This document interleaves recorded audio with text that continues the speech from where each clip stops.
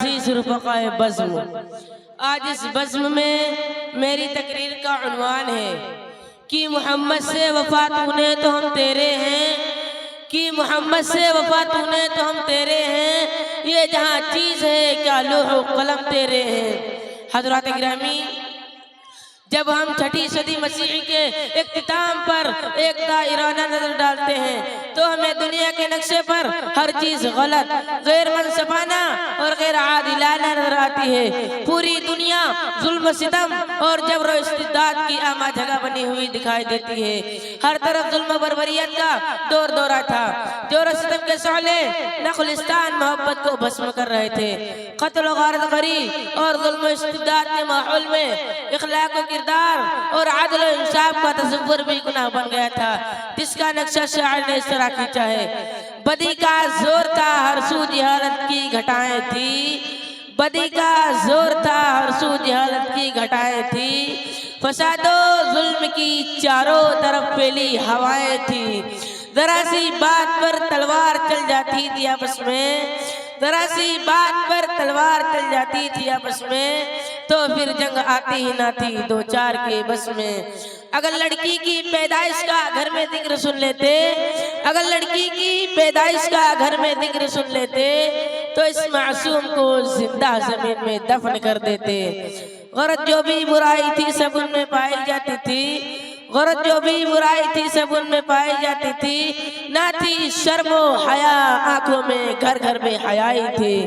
مگر اللہ نے جب ان پر اپنا رحم فرمایا، مگر اللہ نے جب ان پر اپنا رحم فرمایا تو عبداللہ کے گھر میں خدا کا لاڈلا آیا۔ ایسے تاریخ دور میں امام الانبیاء فخر دو عالم حضرت محمد مصطفیٰ صلی اللہ علیہ وسلم تشریف لائے۔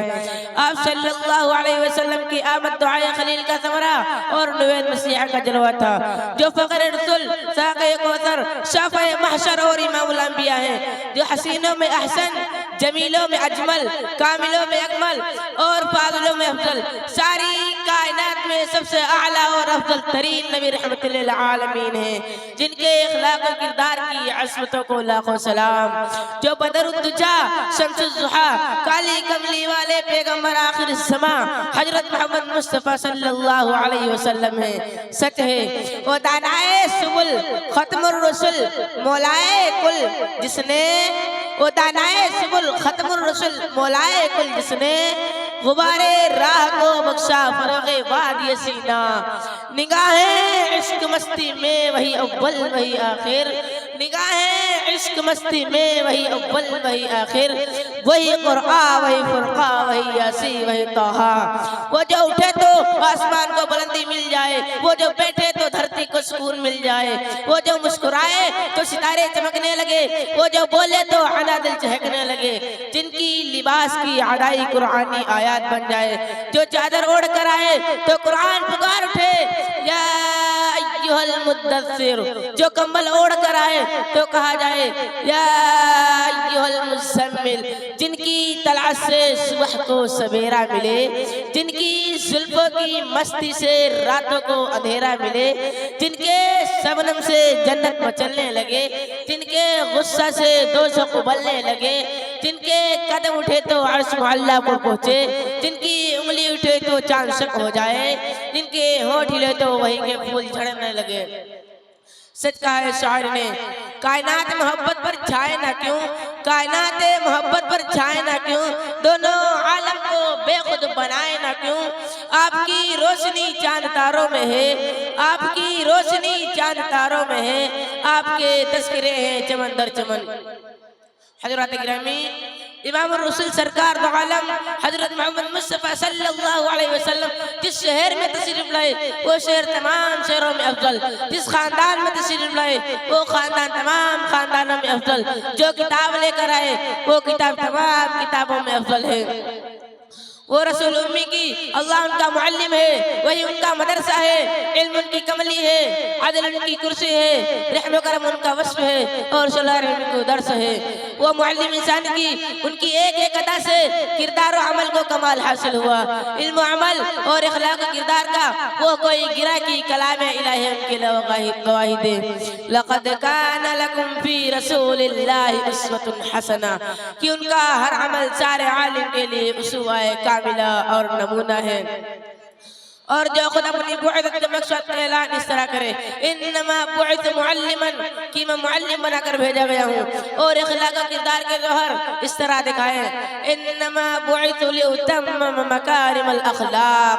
بے شک میں اخلاق کی تکمیل کرنے کے لیے بھیجا گیا ہوں۔ اور خداوند قدوس نے مزدائے جانفدہ سنا کر یہ اعلان کر دیا، انک لعلی خلق عظیم آپ اخلاق کے اعلیٰ منصب پر فائز ہیں، اور جن کی تعلیم و تربیت اور تزکیہ قلوب کا نقشہ قرآن نے اس طرح کھینچا ہے،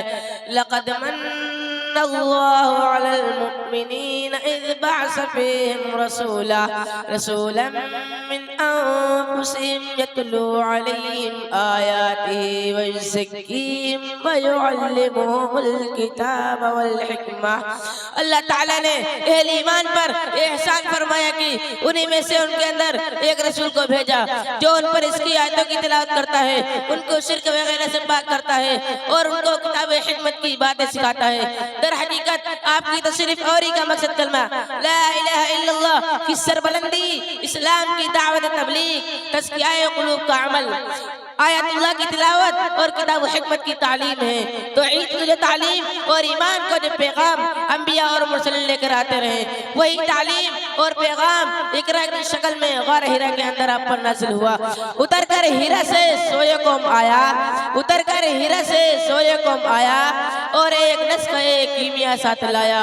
وہ بجلی کا کڑکا تھا یا سو دہاتی، وہ بجلی کا کڑکا تھا یا سو دہاتی، عرب کی زمین جس نے ساری ہلا دی۔ حضرات گرامی آپ نے فرمایا